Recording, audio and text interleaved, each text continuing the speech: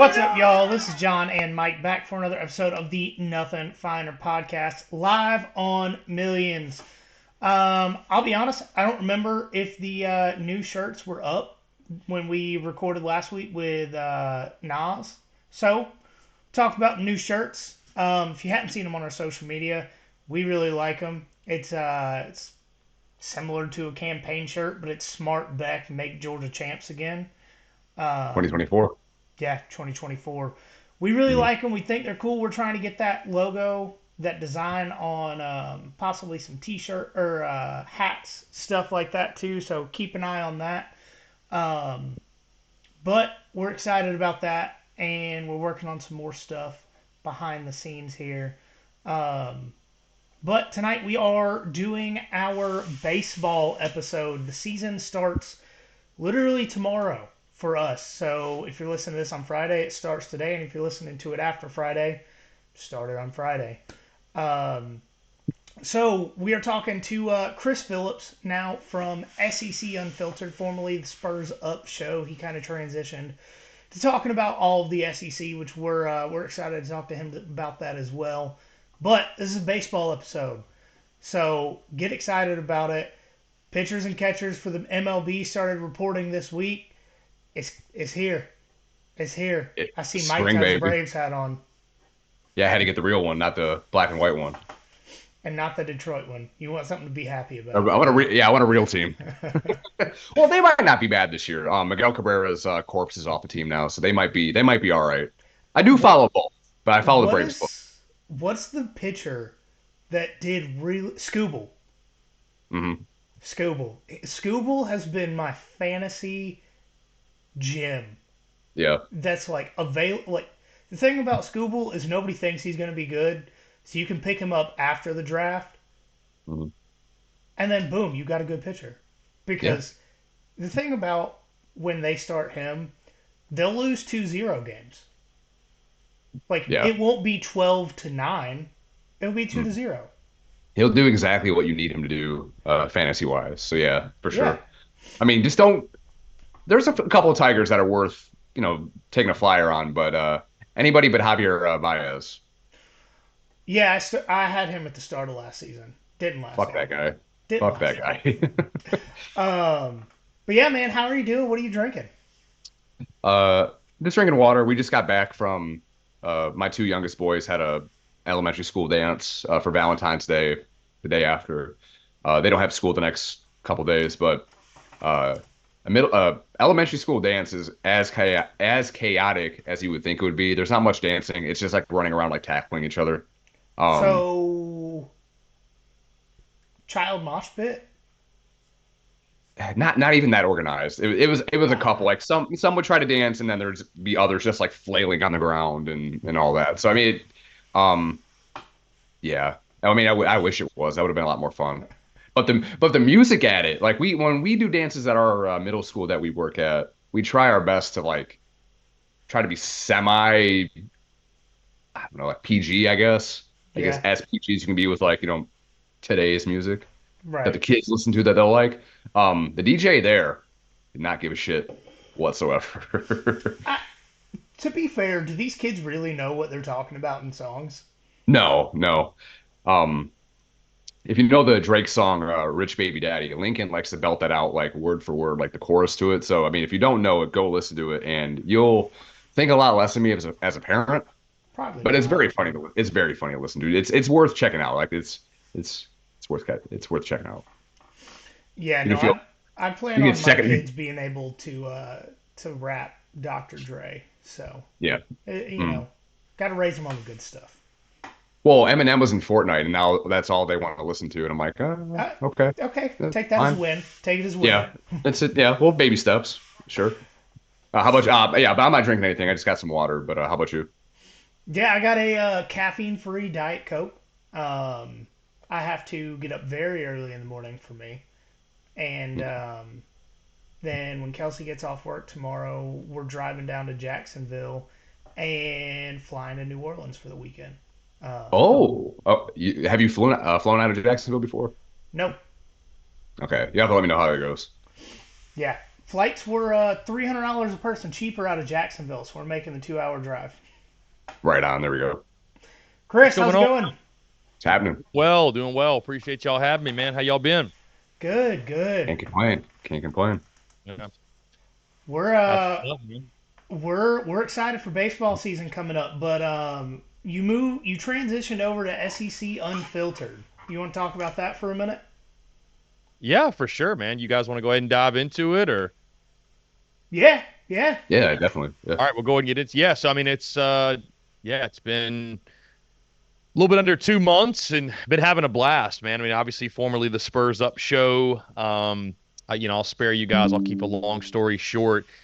It was always just something, I had in mind that I was open to the idea of expansion and growth. And I have business goals and dreams and aspirations that required me and gave me the opportunity to scale and to grow the business and to go for even more. And loved what I was doing with the Spurs Up show. But really it happened, I would say, spring of 2022. I went to a South Carolina Tennessee baseball series, had a couple Gamecock buddies that they were really close with some ball guys and went to Lindsey Nelson, and Tennessee kicked South Carolina's ass. But in the process, those guys expressed how much they loved the business and loved the content, loved the merch. And that's really where the gears started turning, guys, of like, hey, what we've done has been so beneficial for one fan base. Why can't it be as beneficial and drive value for the other 13 schools? And now obviously going to be 15 other schools with Texas and Oklahoma. So it was something where the calendar year of 2023, a lot of growth and evolution happened, a lot of things behind the scenes. And I didn't for a very long time have that launch date in late December circled, but I knew as soon as the football season ended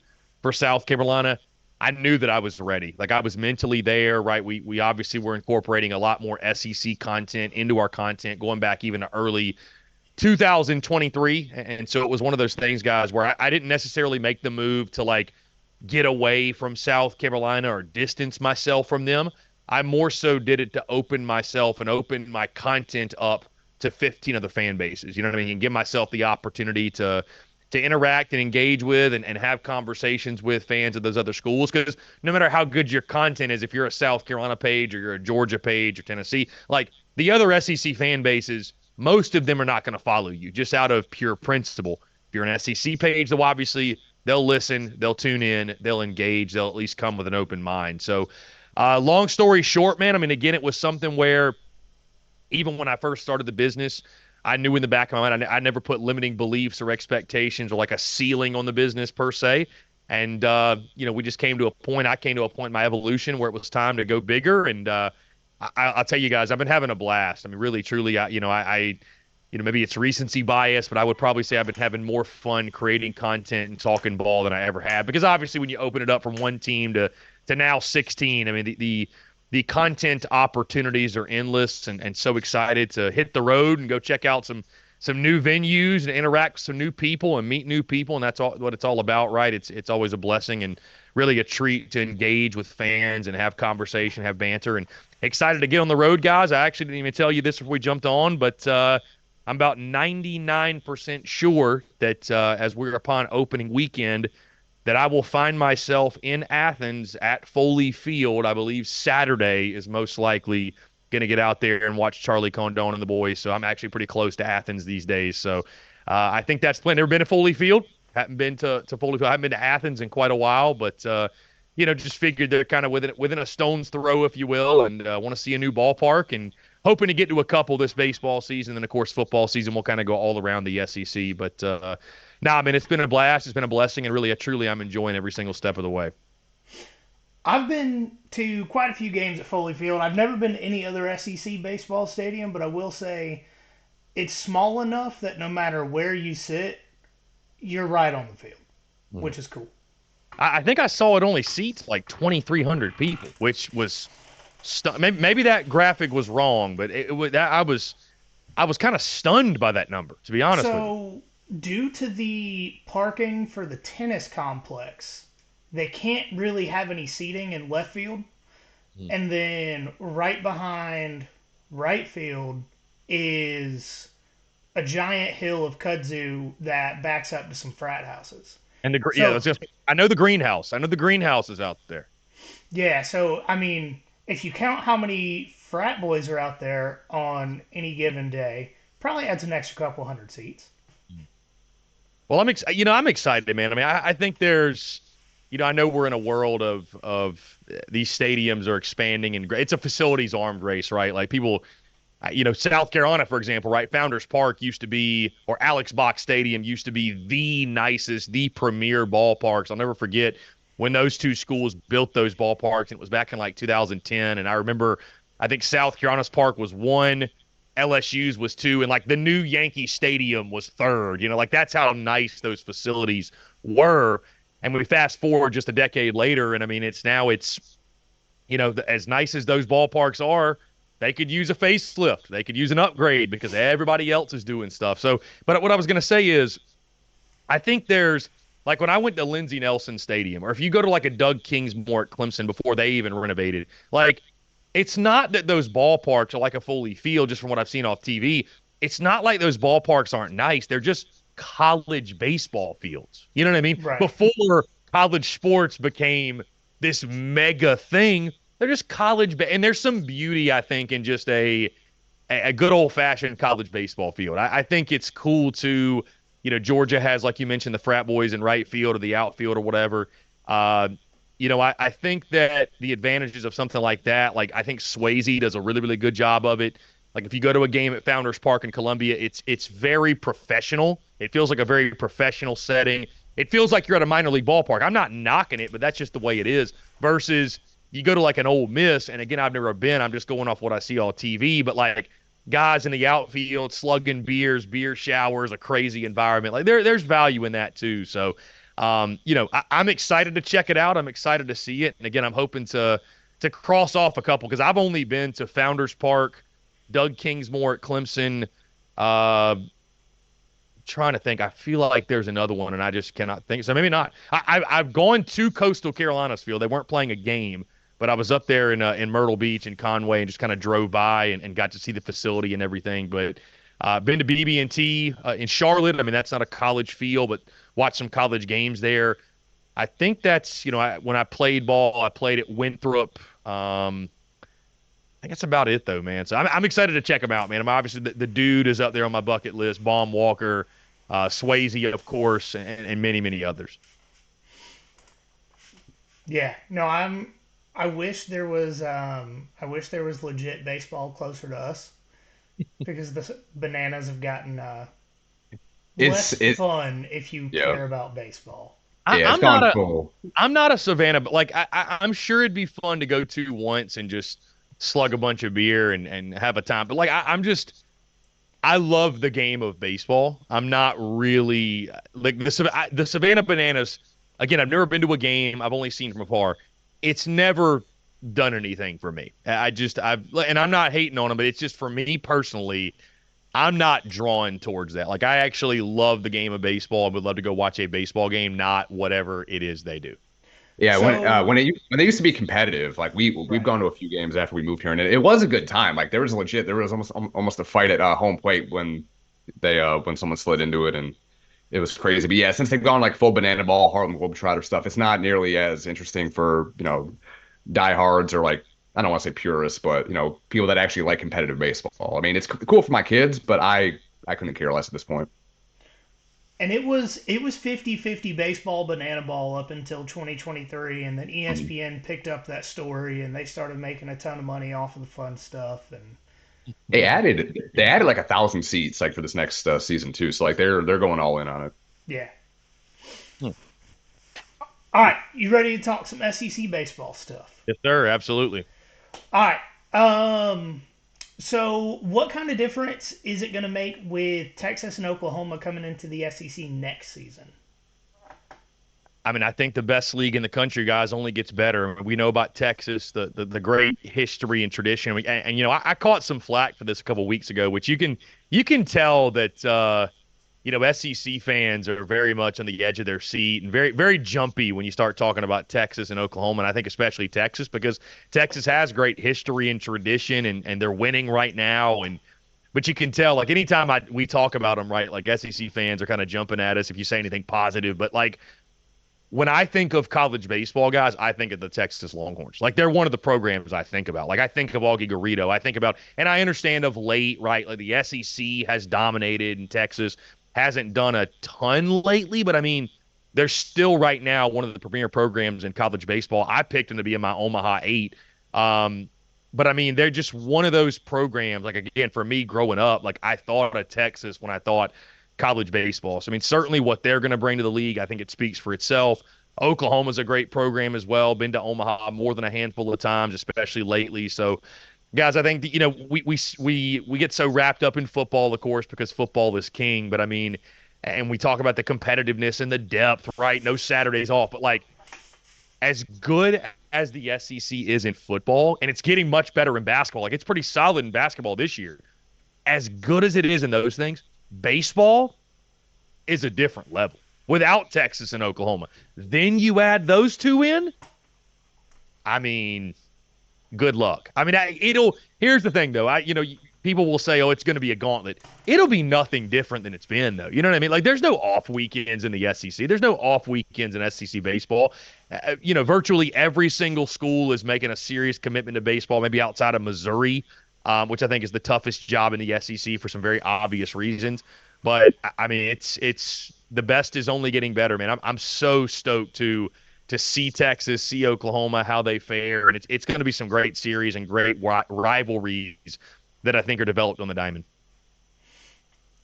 So, what team that isn't all that highly rated has the best chance to do something this year? I'm going to go with Auburn. I like Auburn a lot. I think I had them finishing third in the West ahead of Texas A&M, which I think most folks raise an eyebrow at.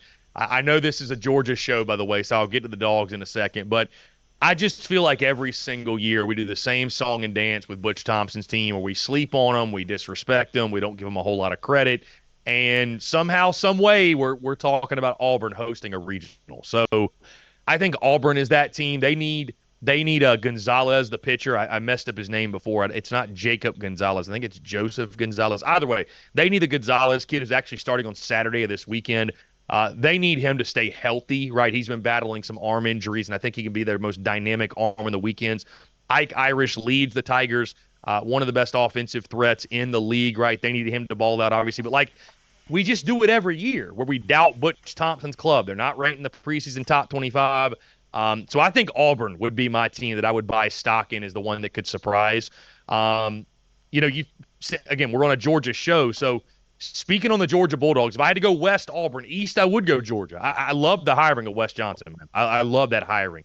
Wes Johnson is the guy, and Paul Skeens had a lot of talent. Don't get me wrong, but Wes Johnson was the guy that sort of molded Paul Skeens and helped turn Paul Skeens into what he became last year. So I don't know if Georgia's got the dudes top to bottom on that roster this year, to make a ton of noise or to compete at the top of the SEC. But I will not be surprised at all if Georgia is just one of those scrappy teams that you just do not want to play. They're going to be one of those teams I think you don't look forward to playing. I think if Georgia can sneak into a regional at 13-17 or 14-16 in league play, maybe they can get to 500. But no matter what, if they can sneak into a regional, like that's another team again. They're going to be a team you don't want to see in your regional. You're not going to want to see the Georgia Bulldogs. I think they'll be a really, really tough out. And so I think based off the preseason expectations for Georgia, which are virtually zero, right? It's Georgia and Missouri at the bottom of the SEC East. I love the hiring of Wes Johnson. I think he's, you talk to anybody who knows the game of baseball, they love the hiring, think he's a great dude, think he's going to do great things. And I tend to agree with him. So I'd go in the West, Auburn, in the East, Georgia. But overall, the team that I think, I'll go as far as to say I think could surprise and get to Omaha, I think Auburn would be that club. So, on the Georgia stuff a little bit more, last year, and we've got a bunch of stats wrote down here because my perception last year was that it wasn't necessarily an offensive issue. They just walked too many guys and gave up too many runs. Like I can't tell you how many games I watched last season. Ninth inning, they were up 2 and literally walked in 3 runs. And I'm surprised I have hair on my head left from what I was pulling out last year. But is pitching the problem, or do they need more help on offense too? Well, I think one of the reasons that we talk about Wes Johnson, how great of a hiring he was, is because pitching was the problem. I think absolutely. And I think he's going to fix that. I think he's going to solve a lot of that. And, there aren't many teams in the SEC, not many clubs where offense is the problem, right, guys? Because everybody knows it's an offensively driven game, just like everything else. You got to score runs to win. Most teams, I feel like, that we talk about coming into 2024, it's are they going to pitch enough, right? The only team I can think of where I've really asked myself, will they hit enough, is Vanderbilt, right? I know the pitching's elite. I just don't know if they're going to hit enough, although I know that with Tim Corbin, they're going to fundamental you to death, beat you 3-1, 4-2, etc. So with Georgia, I think it really does come down to the pitching staff, guys. I think it does, and I think that's where a lot of teams run into trouble, right? Where you have a lack of depth. That starts bleeding into the midweek, and especially if you start to sustain some injuries, and it seems like it hits everybody, man. Guys are throwing so hard at such velocities where you're seeing more and more arms falter, you're seeing more and more Tommy John surgery. So, I think with Charlie Condon right in the middle of that lineup, I think that's a really, really great place to start. And I'll be interested to see what Charlie does this year. There's a couple others in the SEC that had big freshman campaigns coming into sophomore years that now they got the book on you, right? Now they have film. Now they know how to pitch you. So it's a little bit different, right? You're not going to take anybody by surprise. We didn't know who Charlie Condon was, at least unless you were a diehard dog fan. He wasn't a household name this time last year. He wasn't on a Gold Spikes Award watch list this time last year. Now he is, right? So how does he handle being pitched to the way he's going to be pitched to, whether it's pitching around him? The biggest thing for Georgia in the lineup is having other guys to step up to protect him, right? That's the big thing. Because if they know the 2 and the 4 hitters are easy outs, they can go right after him. They don't have to pitch around him.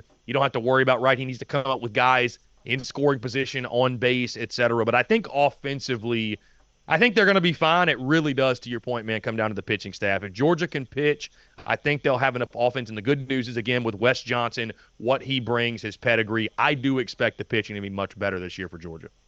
Yeah, one of the things that I was really excited about with Wes Johnson hire is he was the pitching coach for the Twins when they led the league in ERA.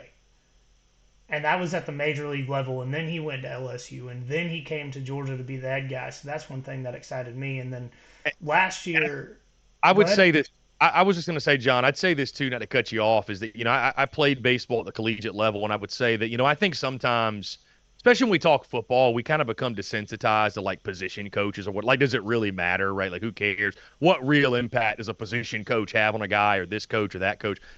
I can tell you this from my experience. I was a pitcher in college, and having the right pitching coach is a very big deal. I had good ones, I had very bad ones. And I can tell you the experience for the players, the experience for the team, it is a much more pleasant one and a much more enjoyable one, and thus much more successful when you have the right guy that can mesh with guys, that knows what he's talking about, that understands, can relate to players, if you will. So the point you make and his track record and the way that people speak about him, it's a very big deal. It's a very, very big deal. And I think baseball is one of those games when it comes to, you're managing personalities in a locker room. You're also, he's going to be managing that pitching staff and working with these guys day in, day out. That is sometimes, because baseball, we know it's such a fundamental, it's such a mental game. It's not a brute strength game like a football.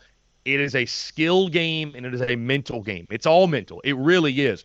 So having the right leader in the clubhouse, having the right guy on a day in, day out basis with you in the bullpen, with you on the field, with you in the cages, that's a very big deal. That's why I think so highly of Wes Johnson, and why I think Georgia got a really good one. And, going back a little bit to last year, I mean, they had a career reliever as their Friday starter in Jade Woods. And that, he killer 2 or 3 innings. And then after that, just he's playing out of position. And that hurt quite a bit. And that still hurts me because he was projected to be a very good reliever, and then kind of got forced into that starter spot. And I feel like that took a lot out of his potential in the next level.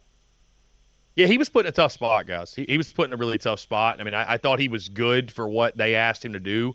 So, I think Georgia, obviously a team that hit the transfer portal heavy.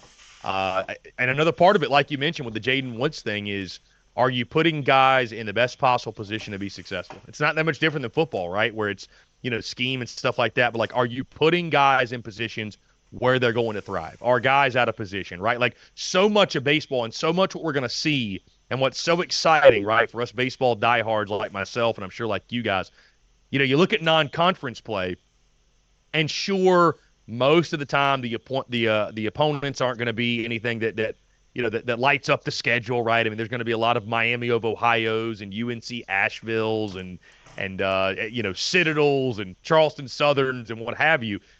But this time before SEC play, it is invaluable because what you are doing is this is times where if you have any openings or guys are establishing themselves in roles, right? Your setup man, your closer, your Friday, your Saturday. Most SEC teams come into the really, really good ones, the elites of the elites, they still don't have a Sunday guy. You're still figuring out who your Sunday guy is. Some schools may not even know their Saturday guy, right? So you're figuring out those spots. Same thing with your lineup. You're shuffling around. You're trying to find your best nine because when you get to SEC play, you better have those guys in position because that's not where you want to be experimenting. You cannot be experimenting on the weekend against Jack Caglione or Tommy White or any of these other guys. So, guys, but I think of Georgia baseball, man, and I would tell you this, the thing that would give me optimism as a Georgia fan, I think you've got the right head coach in Wes Johnson. And also, guys, it's not like Georgia's a program where it's never been done before. Like Georgia's been good. It's always blown my mind, guys, that Georgia hasn't been better at baseball because Same. Where do the top draft picks come from every year out of high school? They come from Georgia, like most of the time, right? And I know it's not a correlation necessarily, but like the Atlanta Braves, how great they are. It's like the state of Georgia. Like there's great baseball in the state of Georgia. There is no reason, and I know football will always be king at Georgia. That's fine. There's no reason why Georgia cannot have an elite program. I mean, guys, just a couple years ago, Georgia was a top 8 national seed in 2019. 2020, what's such a shame, they might have had the best team in college baseball with Emerson Hancock. I was going to bring it up. Yeah, with that pitching staff, like Georgia was one of the favorites to get to Omaha, and it's a damn shame we did not get to see it play out. So, if I'm a Georgia fan, I'm being patient with Wes Johnson, but I think the standard for Georgia baseball should be to host a regional. Like, more often than not, over the course of a decade, let's say, I think the standard for Georgia baseball should be over 50% of the time making the postseason. Like, I think that's doable, guys. I think that's very doable. The talent that's in the state of Georgia, the talent that's all across the Southeast, now you have the right head coach. In my opinion, there's no reason why Georgia can't win big.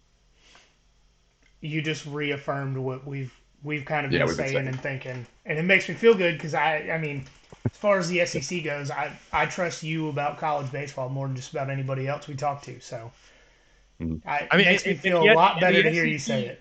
Yeah, I mean the SEC is insanely deep, right? Like I think it's you have to keep realistic expectations from the standpoint of you get in this dangerous trap. I think some schools where it's like the expectation is Omaha every year and it's Omaha or bust this season. Like, dude, it's so hard to get to Omaha.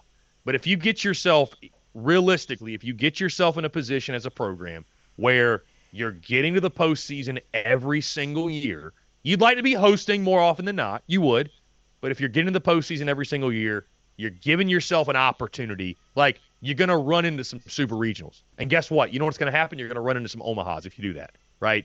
It's like being a golfer. And if you hit the fairway on every hole, you may not break even, but you're going to give yourself a chance to have a pretty good day, have a pretty good round. So I think that's what it's about for Georgia, right? You start with baby steps. You walk before you run. But I just, guys, I look at it, and I mean, especially when the SEC expands, like, and this conference realignment keeps happening, like, you could realistically sit here and say a 12-18 SEC team should get in the regionals. And, like, I think Georgia can go at least 12-18. I think they're going to – I think Wes Johnson's going to get the pitching staff he needs. I think they're going to be able to hit. Like, I think that's more than realistic to expect Georgia baseball to be a consistent postseason team year after year. And this is an unanswerable question, and I understand that, but how long do you think it would take for Wes Johnson to get the team to where it realistically should be? Well, I mean, guys, with the transfer portal, I mean, it can happen rather quickly. I mean, again, I think Georgia could surprise this year. You know what I mean? I think that's the fun thing for dog fans, you come into this season and there are no expectations. It's a blank slate, right? And kind of, if you have a rough year, it is what it is. You'll be able to learn on the job. And I think you'll get a greater understanding of what you need or where your shortcomings are. And the good news is you're going to get Charlie Condone back for another year so you can build around him and, recruit guys and get guys to come play one of the best players in college baseball. Um, but I mean, guys, I think with the way the portal, you don't want to be too quick trigger, but with the way the portal is now, 2 to 3 years, you can get it going. I think, again, you don't want to be quick trigger or anything, but to the point of making the postseason, again, I think it could happen this year. I think if not this year, if you want to say, okay, it's year zero, blank slate, no expectations, I think at minimum starting next year, like there should be, okay, our goal, our objective, our expectation is to get to the postseason. Not saying we got to host, just get there. And then maybe by year 3, you say, okay, let's host a regional. Like let's be one of those 16 teams. Let's go 16 and 14 in conference play, right? Let's go 17 and 13. And let's realistically be in the top 3 or 4 in the SEC and compete for that. I mean, I think it can happen. That's the good news, guys. I think it can happen rather quickly. But I mean, you guys know as well as I do, the SEC is ultra competitive, and I mean, it's you gotta pray the baseball gods smile on you and the injury bug doesn't hit. And as long as that happens again, I think Wes Johnson's going to get the pieces that Georgia needs. And I think it could happen rather quickly. I think Mike's got one football question, and I think we're about wrapped up. Yeah. Yeah. All right. So I think this just happened today, but what are South Carolina people saying about the hire of former Georgia State head coach Sean Elliott as tight end coach? I mean, we've seen this not necessarily from group of 5 to, well, I guess we have it with Alabama, a group of 5 to a power 4 or whatever you want to call it now. But why would a sitting head coach go to a team that probably has their head coach and Shane Beamer on the hot seat? Yeah, Michael, that's a great question. And I'll say first thing, a fun story. I actually had Coach Sean Elliott on the airwaves back summer of 2022 before Georgia State played South Carolina. I had about a 30 or 40-minute conversation with him, and he's a great dude, really, truly a great guy. Why would he leave the Georgia State head coaching position to be the tight ends coach at South Carolina? That's a great question. Number one, he's from the state of South Carolina, Camden, South Carolina originally. His family still lives in Columbia. They never left, right? So they're Right. in school in Columbia, live in Columbia. I think what's interesting too, you mentioned the group of 5 to power 5 thing, and Sean Elliott is not immune to that either. I mean, he spoke a couple months ago about the challenges of NIL and portal and trying to do those things at Georgia State. So I'm not totally stunned by this. I mean, it really speaks to, I think, the climate and the world we are in college football, to where G5 head coaches are saying to themselves, you know what? Being a tight ends coach at a SEC school is a better job. But Mm. there's so much that comes with that head coaching position, and things that guys just don't want to deal with. They want to coach ball. They don't want to worry about being a general manager and dealing with contracts and dealing with NIL and those things, dealing with a portal and then re-recruiting their own roster, what have you. So I think it's one of those things, those guys, I think talking to Sean Elliott, he calls South Carolina home. I think maybe his heart never left South Carolina, and I think it was one of those things where if he ever had an opportunity to come back, I think it was going to be really, really hard for him to say no, no matter what condition it was under. And I mean, I don't know, guys. You tell me, is a position coaching job, is it better than a G5 head? And I mean, I think Georgia State, what he did with that program is fantastic. But I think Sean Elliott too, in his own right, was coming into a situation where I think his seat was going to start to heat up a little bit, right? Yeah. Like, why not beat him to the punch? And sure, maybe Shane Beamer gets axed, but it won't be him. Like, he'll be looking for another gig, but like, it won't directly be him necessarily, and he won't have to deal with a lot of the headache that he would at Georgia State. So I think bottom line, though, guys, the reason is this. I think family had a lot to do with it. He actually told ESPN it was a personal decision more than a professional decision. Family's back in Columbia. His residence is still in Columbia. I think that's where his heart was. So I think that's the reason. But I tell you, man, what's really interesting about that, and I'm happy for Sean Elliott. I think for South Carolina, I think that was a really, really good hiring, because I think what he's going to bring, was at South Carolina before in the greatest run in school history, was the interim head coach when Steve Spurrier retired. And guys, the last time South Mhm. Carolina had a high level running game that was consistent was when he was there. Like, it's been that long. Like, you got to go back 2014. So I think the way, tight end coach might be his title, but the impact he's going to have on Dabble Loggins, the OC, Lonnie Teasley, the O-line coach, that offensive line as a whole, that entire room bringing physicality and toughness to the group, I think that's going to be huge for them. But the situation with the way that he left Georgia State, guys, they were in the middle of spring practice. They Yeah. were 3 practices in. And again, happy for Sean Elliott. Great move for South Carolina. But this only reaffirms why the transfer portal will never go anywhere. Because if coaches are just going to up and leave, when you're 3 practices in the middle of spring practice, you cannot sit here and fight against that kids should not be able to up and leave and do whatever they want to do. And I don't love the way the portal is. I don't love everything about NIL. I don't love the wild, wild west free agency, but I vehemently disagree with going back to the old way where these coaches can kind of up and do whatever they want and players are stuck. So, I don't know that we'll spend a lot of time talking about the way that it went down. I think it is interesting, and I feel for those at Georgia State, those players who they've put spring practice on pause now, guys. They put their spring game on pause because they don't have a freaking head coach anymore. But I think it was a really good pickup for South Carolina. And again, guys, I think it was one of those things where his heart was still in Columbia, family there. Apparently he had told his daughter. He actually mentioned this, guys, to ESPN, that he thought about retiring from coaching or quitting coaching or not returning to Georgia State because I guess his daughter's about to start her senior year in high school and he wanted to be there for that. And so I think family and personal interest really drove the decision. And I think, with that, I think South Carolina got a really good coach and what should be a positive addition to Shane Beamer's staff coming into, like you mentioned, a really pivotal year 4 of his tenure. I'm gonna have a little bit of a soapbox moment because the way that it went down does frustrate me to the point of coaches are saying, I don't enjoy coaching anymore because of the way the transfer portal works and all this and NIL, but you have coaches like Ryan Grubb delaying taking a different position because he wants a transfer portal to close at Alabama.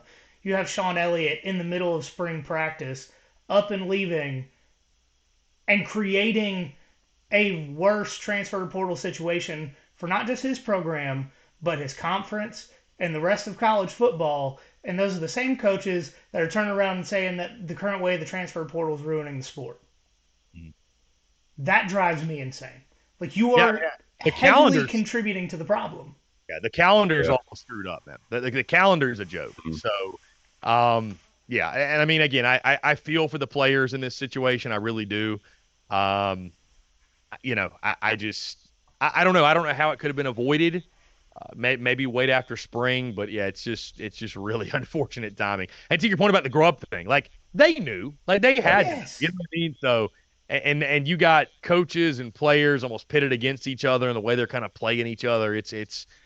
I mean, college football, guys, it really is the wild, wild west, and it's the NFL light at this point. And I would say this: the business of college football has never been better. Like for people like you and I and the content business, like it's never been better because it's headline after headline. Like, I'm a baseball guy. I love baseball. I really like basketball a lot. So we're going to be very well-rounded with SEC Unfiltered. I'm never just going to be a football guy because I love the other sports. I think it's a blast covering them, talking about them. But like, dude, unlike ever before, it's so easy if you just wanted to be a football entity, dude, there's stuff happening every day with the portal, with recruiting, with NIL, with coaching stuff, actual games, spring ball, media days, etc.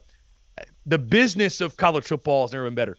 The game itself for the diehard fans, it's never been worse, you could argue, because of everything that we just mentioned. So, yeah, I mean, it's just unprecedented times, man, when you got G5 head coaches so willing to up and leave and not even be a coordinator, guys, be a position coach. A position coach. Like, that's crazy. Yeah. I know you got to get out of here in a minute. Is there anything you want to plug real quick? Yeah, guys. I mean, check out SEC Unfiltered on social media, X, Facebook, Instagram, TikTok. I appreciate you, by the way, guys, having me. This has been a blast. And Absolutely. all those if you see me out and about around Foley Field this weekend, say what's up. Would love to chat with some dog fans. But anyways, we're on social media, X, Facebook, Instagram, TikTok, wherever you get your social media content. We're there at SEC Unfiltered. Check us out on YouTube as well. We drop daily YouTube content. Like, subscribe, all that good stuff. the podcast at SEC Unfiltered, iTunes, Spotify, Google Podcasts, again, daily podcast there as well, and SECUnfiltered.com for all the latest from us. We've built out a team thus far, and we're continuing to scale and build, but we're at about 11 contributors. We've got 3 others that are making video content along with myself. So, guys, when you asked about the why behind SEC Unfiltered, there's many reasons, but that was one of the big ones, man. I'd been a solopreneur forever with the Spurs Up show and wanted to scale and grow and expand business and bring on the contributors and bring on employees and grow a full-fledged company and no longer be a solopreneur. And we've done a really good job acting on that, and really excited with the progress we've made in such a short amount of time. And again, man, I always say the joy is in the journey, and certainly I'm enjoying every step of the way. So I appreciate you guys having me, man, and just super stoked for opening day. It's crazy to think that baseball is already here. It's already back. Opening day is upon us, and can't wait for an awesome 2024 SEC baseball season. I can't wait personally and selfishly to cover the entire SEC talking baseball. I'm so stoked for it, man. So I appreciate you guys. Yeah, and if you ever need somebody to act like Charlie from It's Always Sunny in that conspiracy meme about some Georgia stuff on the show, feel free to hit me up. I don't mind sounding crazy. Love it. We'll do. We'll do it. All right, have a good one. Man, appreciate you guys. Thank you. All right, guys, we want to thank Chris Phillips again for coming on and talking to us. Mike, is there anything else you want to get to tonight? I don't know. Basketball's pretty much over. Yeah. They are giving away at the Georgia Florida game on Saturday. I think the first like 750 students get like a replica 96 like Sweet 16 jersey, which those are dope. I don't remember ever seeing them. Oh, that is. They look nice. They look nice. One other thing I did want to say, we didn't get a chance to get to because I know Chris had to get out of here, but all the stadium upgrades for like I'm not going to pretend to know all the different like stadiums and atmospheres and things like that in the SEC, or as far as just like baseball in general. But the fact that Georgia, put all these millions of dollars into the locker room and the locker room just looks like a smaller version of the football locker room. Yeah, and they got the LED, they got the red LED lights at the stadium too, so they can do the same thing they do for like the fourth quarter for like I guess the 7th inning stretch. I guess. But I mean, it's gonna be fun. Like, I would love to be able to get out there at some point and check it out because I haven't been to Foley Field. I mean, I've driven by it plenty of times, sure, but I have not been to a baseball game before. So that's something that I want to maybe hopefully do this year, but we'll see. Yeah, no doubt. I do have something I'm pissed off about this week. All right. This is going to be 100% first world problems. I know that. I'm completely okay with that. Why the hell do we still have automatic sinks, like the motion sensing sinks? Because they don't work. Here's the problem. They never work. Ever. You just said it. They never work. Like, there's a gas station that's on my way to work every day. A lot of times I'll stop in, use the bathroom, wash my hands. 2 of the 3 sinks do not work. Haven't for weeks. Haven't for weeks. So then there'll be a longer line of people waiting to wash their hands. Thankfully, all these people are washing their hands. There's that. Then there are to actually go to the bathroom. But here's the second problem. The motion sensor is in the faucet part. Who washes their hands above the sink? Who does? I wash my hands in the bowl so I don't splash water on myself or on the counter. Mm-hmm. Hey, why in 2024 can we not put the sensor in the bowl? Why am I required to hold my hands out of the bowl, get my shirt wet, get the counter wet, make more work for the people that work there? Why? Like, why is it this stupid? Big Pharma wants you not to wash your hands adequately, so you get sick, you get their drugs. It's a whole cycle. Doing what I do for work, I wash my hands like a damn doctor. Like, I go to every bathroom I see and wash my hands, because if not, they'll be black and grimy. So, especially this week, because I've been doing a lot of shit in warehouses that have propane-powered forklifts, and all that exhaust dust gets over everything, and my hands will literally be gray. And automatic sinks. Why? Just make it work or stop using them. But we've done this for, 10, 15 years, and they still don't work? And we're still using them. Mm-hmm. It's stupid. It's stupid. It is stupid. But I think what I'm more frustrated with is anytime I go like with one of the things that I liked with COVID or one of the good results of it is all these places had like hand sanitizer like all over the place. They're never filled up either. Never, No.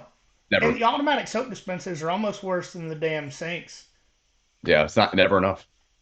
Or if they had, One, or they're empty. it's never enough, or they're empty, or it just doesn't work. Yeah, If the sink works, the soap dispenser doesn't. And why is it a bad thing if I touch the soap dispenser when I'm about to wash my hands? exactly. I just. That's the point. That's the point. Yeah. All right. So if you're taking anything from this tonight, be excited for SEC baseball. Wash your damn hands. Um, One other thing I'll say is make sure that you definitely vote for us for Connect Savannah, the Yes. best podcast, Instagram, Twitter. Uh, it'd be big for us.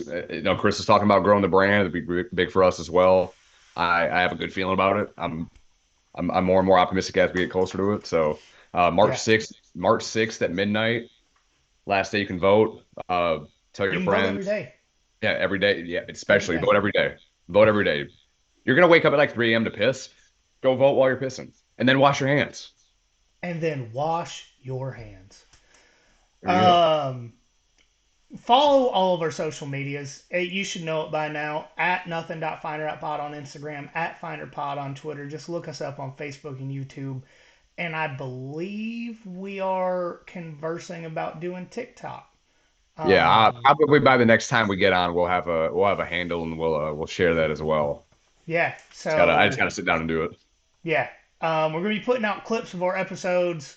Maybe doing some other content on TikTok.